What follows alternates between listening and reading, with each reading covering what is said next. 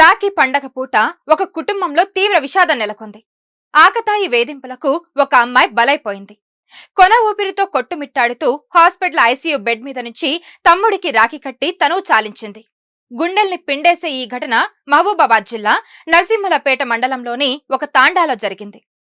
బాధిత మైనర్ బాలిక కోదాడలోని ఒక ప్రైవేట్ కాలేజీలో పాలిటెక్నిక్ 2వ సంవత్సరం చదువుతోంది. కొంతకాలంగా ఒక యువకుడు బాలికను ప్రేమ పేరుతో వేధిస్తున్నాడు.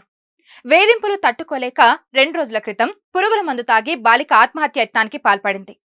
తాను పండగ వరకు బతుకుతానో లేదో అని అనిపించి తమ్ముడిని శనివారం రాత్రి ఆసుపత్రికి పిలిపించుకొని రాఖీ కట్టింది. అనంతరం కాసేపటికే కన్ను మూసింది.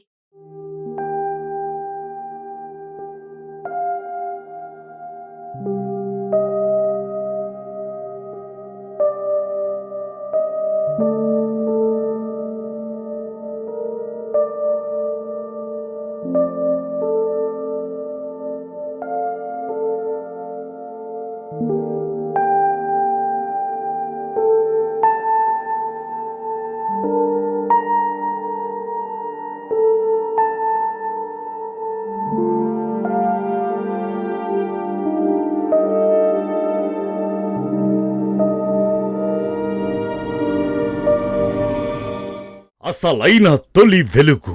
ఫాలో వాట్సాప్ @తొలి వెలుగు official.